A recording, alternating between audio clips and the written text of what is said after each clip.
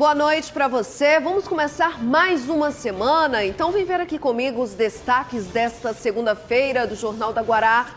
Nós vamos te mostrar o recomeço da família que teve a casa destruída após um veículo despencar sobre o imóvel na madrugada de sábado no Jaracati e a insegurança lá pelo medo de novos acidentes. Nada de proteção nenhuma, só esse ferro mesmo aí não protege nada, que o carro virou carro bem aqui, tempos atrás. Ainda sobre trânsito, o excesso de velocidade foi a infração mais cometida pelos maranhenses. Detran registrou quase 90 mil multas deste tipo em 2019. E não só os apressadinhos que contribuem para os acidentes. A falta de manutenção com o veículo aumenta a lista para os riscos também. Os números de ataques contra agências bancárias. Em 2019 foram 23 explosões, 130% a mais do que no ano anterior. E a possibilidade de vagas de trabalho em nova rede de supermercados em São Luís forma fila que dobra quarteirões na agência do Cine. Minha expectativa é de conseguir, né? Na minha área.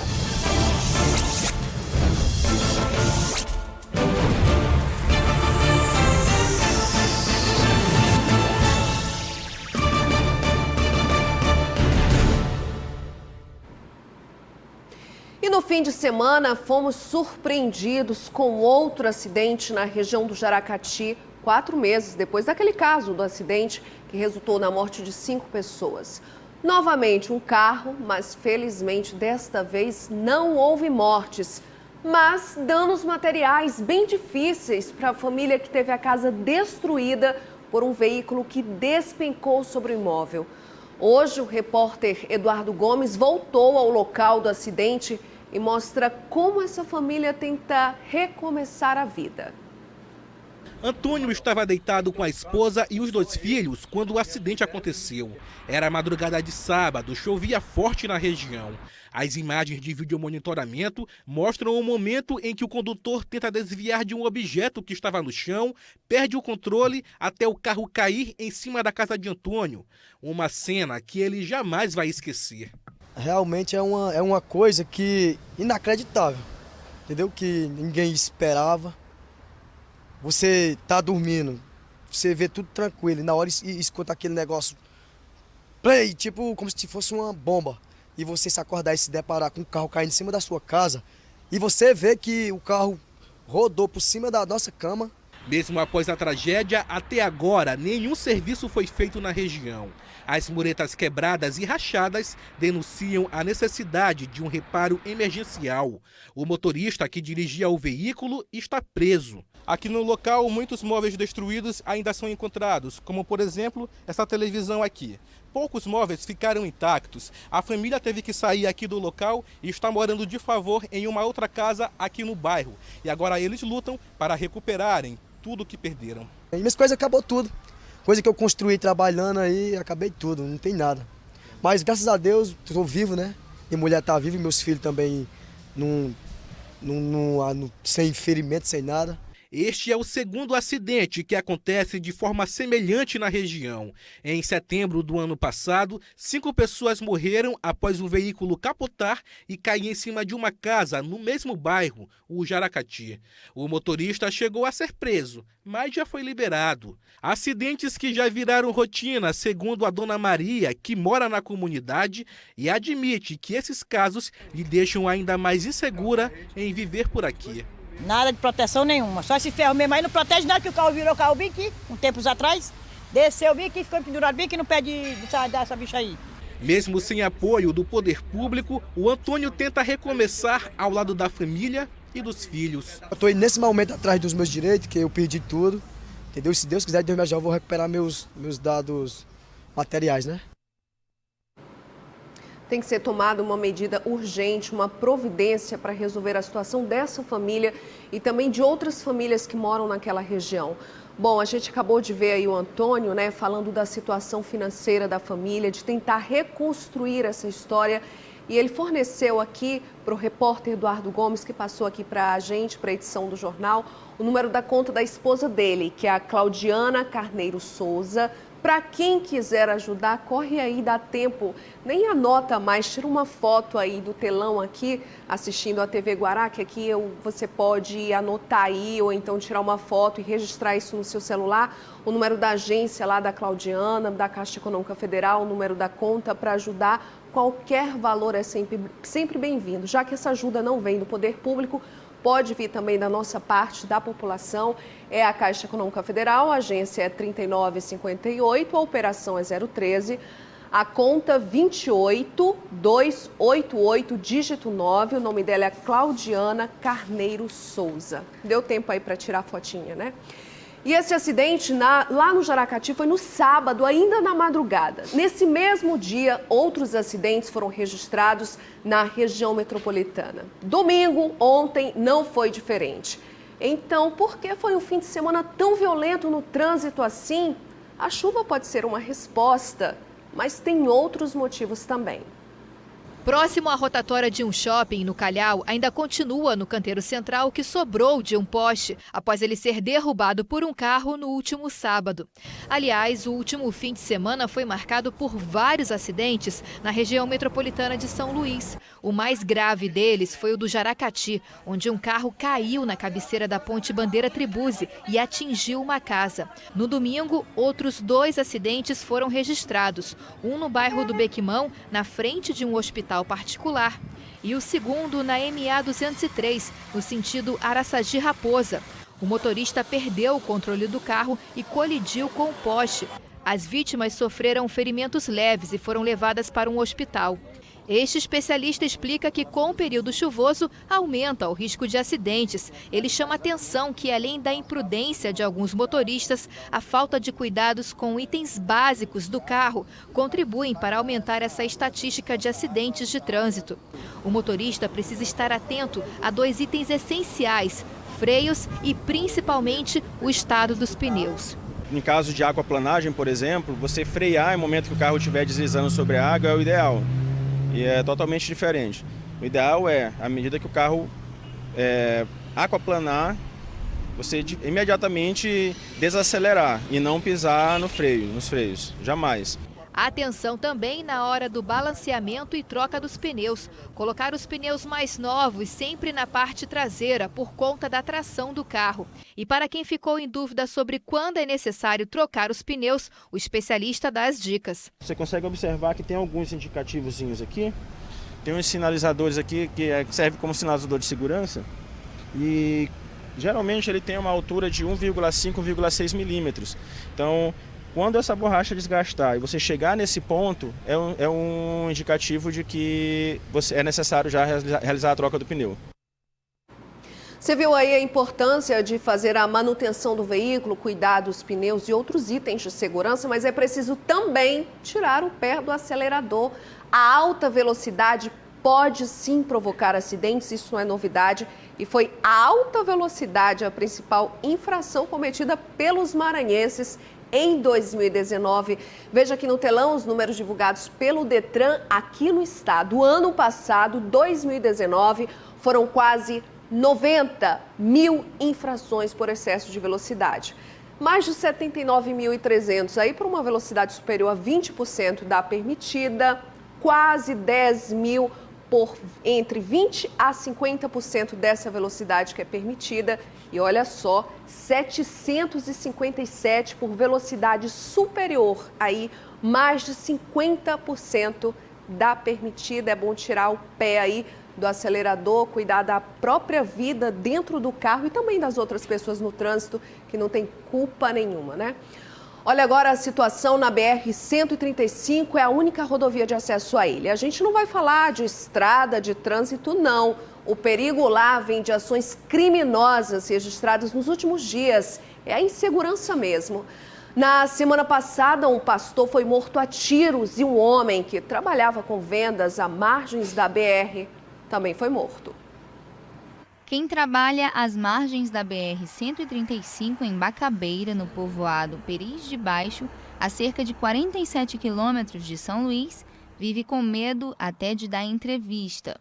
Por trabalhar durante a madrugada, esse comerciante prefere silenciar o desabafo sobre como tem sido a vida de quem trabalha nesse e em outros trechos expostos à criminalidade que tem aumentado no local.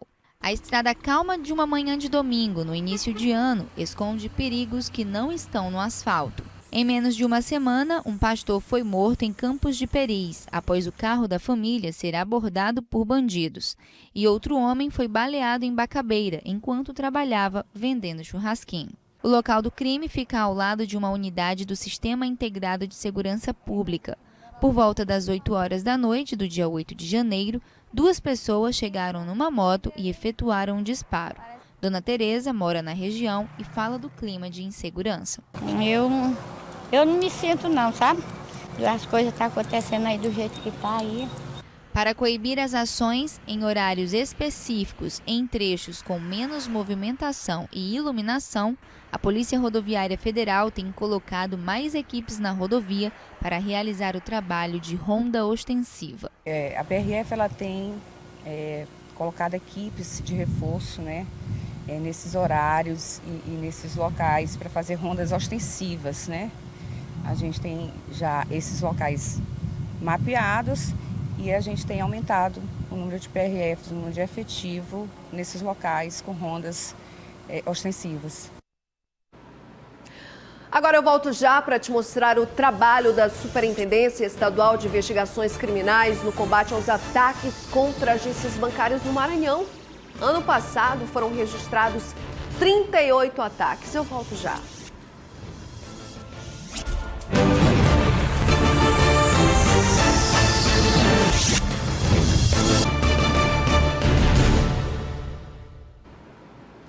Voltamos com o que é destaque lá no nosso portal, portalguará.com. Bom, o que está lá na capa em destaque é que o Maranhão conseguiu reduzir em 3,5% o número de casos confirmados de hanseníase no ano passado.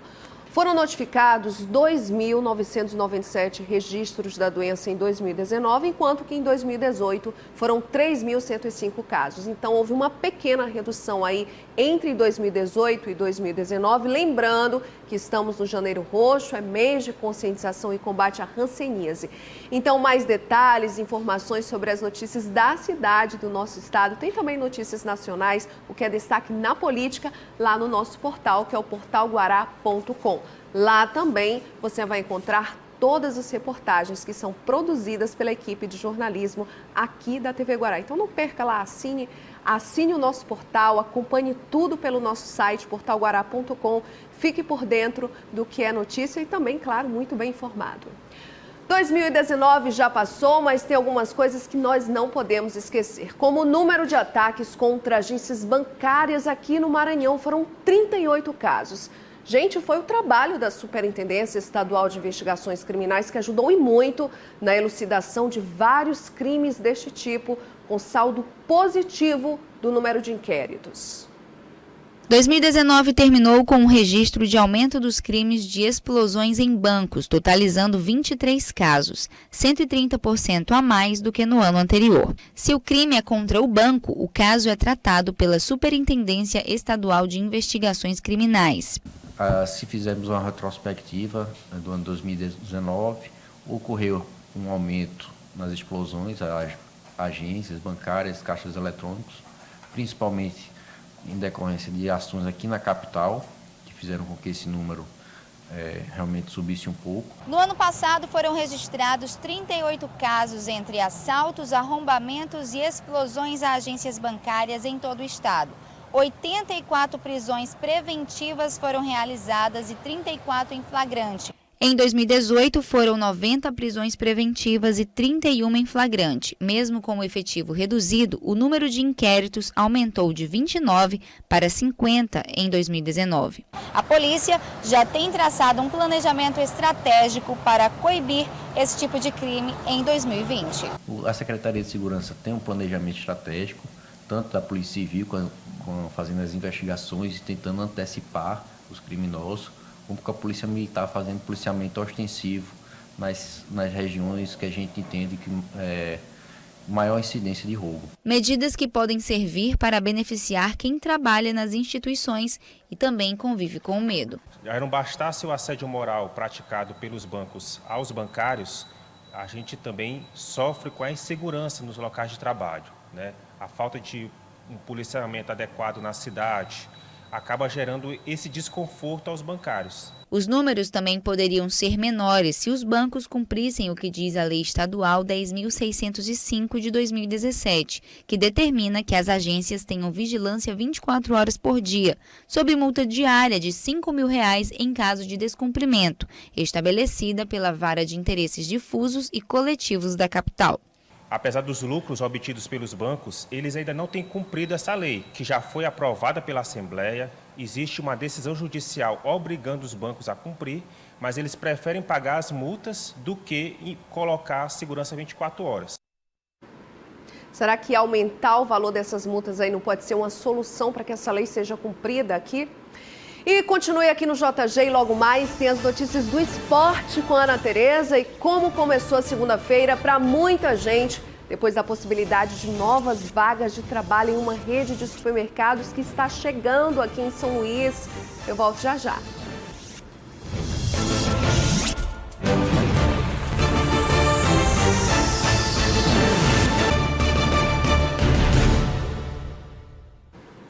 Eu estou de volta com uma cena que se tornou quase que rotina no Brasil. As filas, mas filas longas, quilométricas, quando o anúncio de vagas de emprego.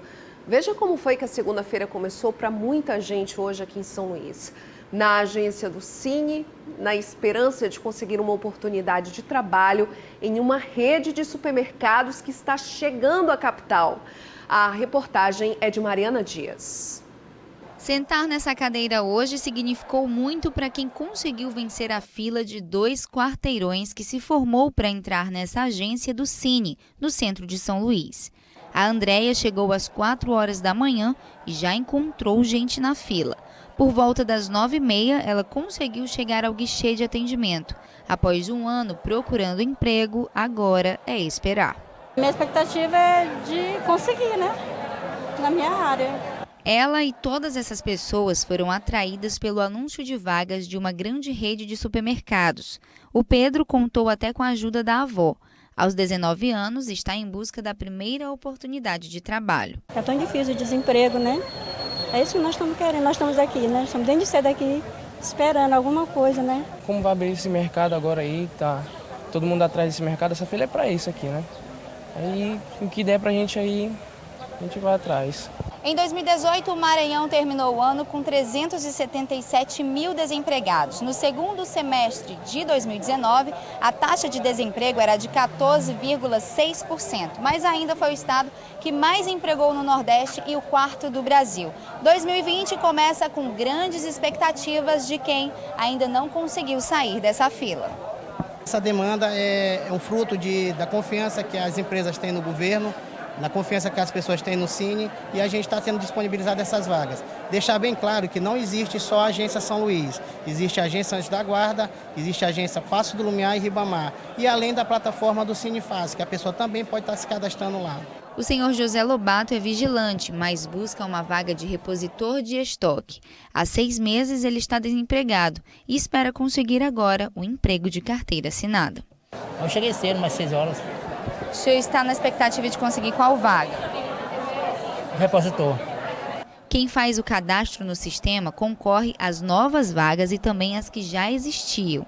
Nesse primeiro dia, apenas 500 senhas foram atendidas, mas a previsão é que elas aumentem para o atendimento durante a semana. Quem já tem o cadastro não precisa comparecer à agência. É possível se candidatar pelo aplicativo Cine Fácil. O mesmo serviço que a gente presta nas agências, presta também no Cine Fácil, além de cadastro, seguro-desemprego e emissão de CTPS digital. Legal. tudo aí feito por aplicativo.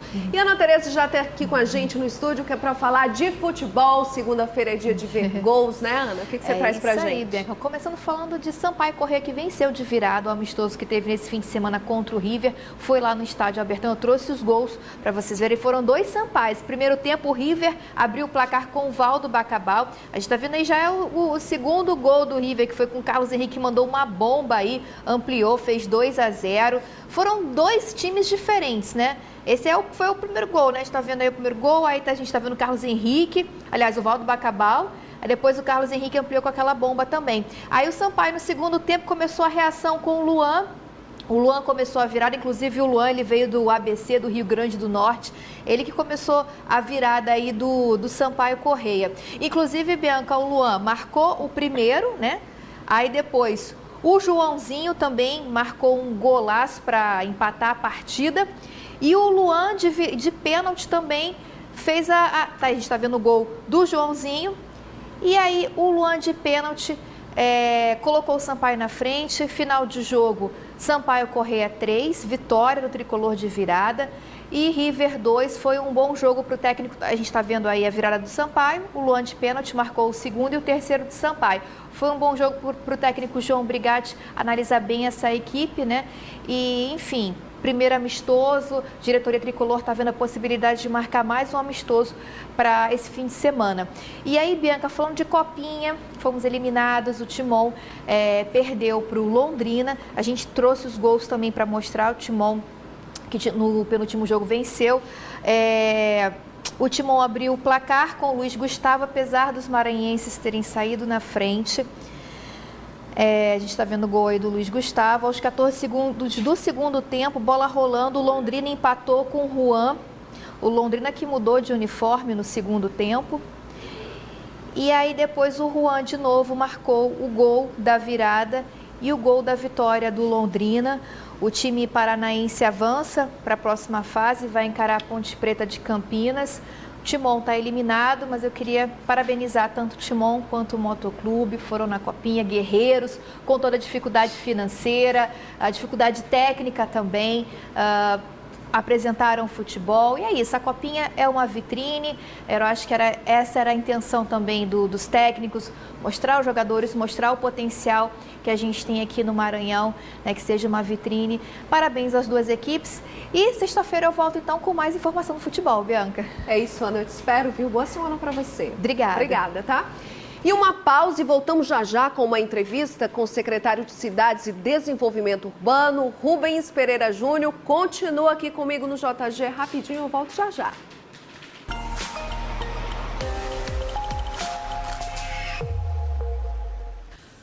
Baixa mar de 0,1 metro a partir de 4 horas e 30 minutos.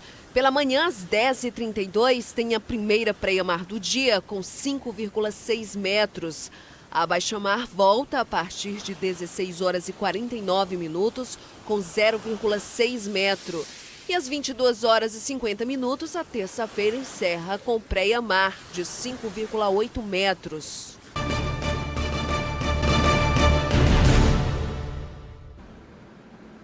E ontem foi dia de eleição para prefeito do município de Bela Vista do Maranhão. O candidato Augusto Filho, do PSDB, foi eleito com 53,66% dos votos contra 43,61% do segundo mais votado, Danielzinho, do PSDB. A eleição fora de época aconteceu porque o ex-prefeito Orias de Oliveira Mendes e a vice Vanusa Santos tiveram os mandatos cassados pelo Tribunal Superior Eleitoral por abuso de poder político e conduta vedada a agente público. O mandato de Augusto Filho será até o final de 2020, deste ano. Só lembrando, ainda este ano, novas eleições vão acontecer em Bela Vista, assim como em todos os municípios do Maranhão, do Brasil, para definir prefeito, vice e vereadores até o mandato de 2024. E parte das obras do BRT no Araçagi foram liberadas para a circulação de veículos neste domingo. Os motoristas já podem circular pelas faixas de concreto no sentido Olho d'Água Araçagi. A novidade foi dada pelo próprio presidente da Agência Estadual de Mobilidade Urbana e Serviços Públicos, Laurence Melo. Vamos ouvir. Estamos aqui na região do Araçagi para informar a sociedade que as faixas de concreto no sentido Olho d'Água Araçagi, num total aproximado de 1.300 metros, já se encontram liberadas para trânsito. Na próxima semana, continuaremos os trabalhos para que as faixas de concreto também no sentido Araçagi-Olho d'Água sejam liberadas para o tráfego e dessa forma trabalhar para reduzir os transtornos causados pelas obras do BRT Litorânea aqui na região do Araçagi, evitando engarrafamentos e trazendo mais qualidade de vida para o cidadão que transita aqui pela região. Vamos ver agora obras e outras ações pelo Estado. Para isso, eu converso agora aqui com o secretário estadual de Cidades, Rubens Pereira Júnior. Secretário, bem-vindo aqui ao Jornal da Guará novamente. É um prazer recebê-lo. Prazer nosso. Bom, eu já queria falar de assuntos mais quentes aí das suas ações à frente da secretaria de hoje, né? Hoje foi um dia muito corrido para o senhor, estava em reunião agora há pouco com o vice-prefeito de São Luís, Júlio Pinheiro, tratando sobre regularização fundiária. Pode já adiantar para a gente o resultado dessa reunião? Posso sim, eu fiquei primeiro impressionado, porque a reunião acabou há pouquíssimo tempo e tu já estás bem informado e informando também os telespectadores. A gente estava tratando sobre regularização fundiária. Qual é o problema? Parte dos terrenos em São Luís não estão adequados documentalmente. Explico. A pessoa mora na sua casa 5, 10, 20, 30 anos, mas o documento não é no nome dela. E isso é um problema muito grave. A pessoa não pode vender financiado, não pode fazer uma hipoteca, às vezes não pode dar em garantia. Ela é a dona da casa, mas não tem o direito de ter a documentação efetiva. E esse é o nosso programa de regularização fundiária. Dar direito para quem tem direito. Estava conversando com o vice-prefeito Júlio Pinheiro e com o secretário Madison Leonardo, secretário municipal do prefeito Edivaldo Holanda Júnior, secretário de urbanismo, para que nós acertássemos outras áreas que nós vamos fazer o processo de regularização fundiária. Hoje, essa área toda é no nome do município de São Luís. A partir de uma ação conjunta, governo do estado, prefeitura municipal, a gente faz todo o trabalho para poder, o que hoje está no nome do município de São Luís, passa a ter no nome de cada morador que está naquela localidade.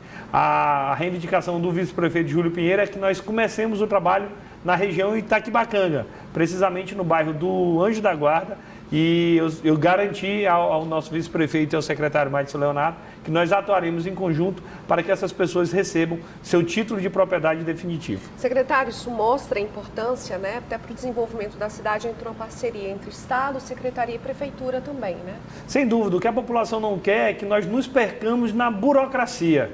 Não, isso eu não posso fazer, isso é atribuição sua, quem deve fazer isso é aquilo. O povo nem entende isso. Ou então você não é meu aliado. É isso, o que o povo quer é que faça, que se resolva o problema. E essa tem que ser a determinação. Nós não podemos mais pensar dentro de caixinhas. Ah, eu só vou fazer aquilo que é a minha atribuição. Não, nós temos que encontrar uma forma para fazer parcerias para resolver o problema. O nosso inimigo, nesse caso, é o problema. Nós temos que resolver o problema. Vamos falar do comecinho da sua agenda hoje também. A sua segunda-feira começou bem corrida. Fala pra gente dessa parceria com os estudantes da UEMA para esse programa Cheque Minha Casa. Como é que vai ser o trabalho desses estudantes? Como é que vai contribuir junto à CECID? O programa Cheque Minha Casa é um programa de melhoria habitacional, onde nós reformamos a casa de algumas pessoas. No caso, nós damos uma ajuda, R$5.000, que quem tem dinheiro pode achar que é pouco, mas quem não tem sabe o quanto isso ajuda. Não em dinheiro, para não ter nenhum tipo de desvio. Nós damos em material de construção para a pessoa poder reformar suas casas. A preferência é para instalações sanitárias, construção de banheiros, porque aí já melhora o saneamento, já melhora a saúde.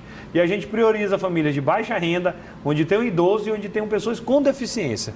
Só que a gente dá o dinheiro, nós não podemos dar a mão de obra.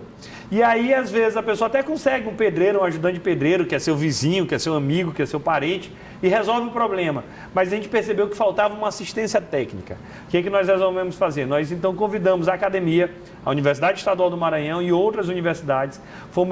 Nós fizemos vários workshops para debater esses temas. Tem professores supervisionando e os alunos, os estudantes, vão lá colocar o que estão aprendendo no livro na prática. Então, eles vão conosco, vistoriam as casas das pessoas, fazem não um projeto, mas uma orientação dizendo por que não faz isso, por que não faz aquilo.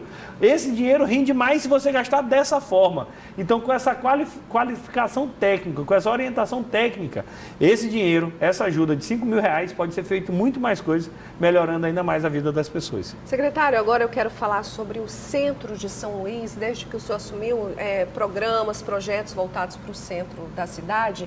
A gente sabe que o período chuvoso está dando as caras, aí está chegando, e a gente já até se acostumou com uma coisa que não deveria, que é noticiar sempre a situação dos casarões lá no centro histórico, muito sem manutenção, lá caindo, e a chuva ainda piora a situação, mas o governo do estado tem um programa voltado para o centro.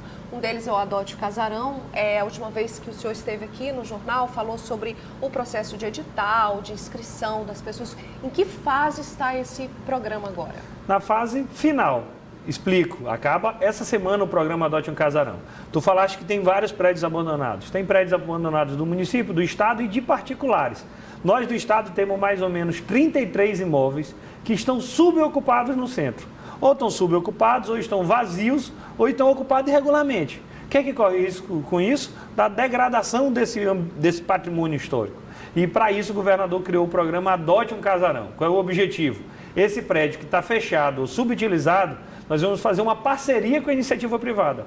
A iniciativa privada vai adotar o casarão para usar o casarão de forma gratuita, por até 30 anos. Então aí nós vamos gerar novos negócios, novos empregos. Em que fase está? Na fase final. Essa semana nós vamos divulgar o resultado, mas eu aproveito para soltar um spoiler pequenininho.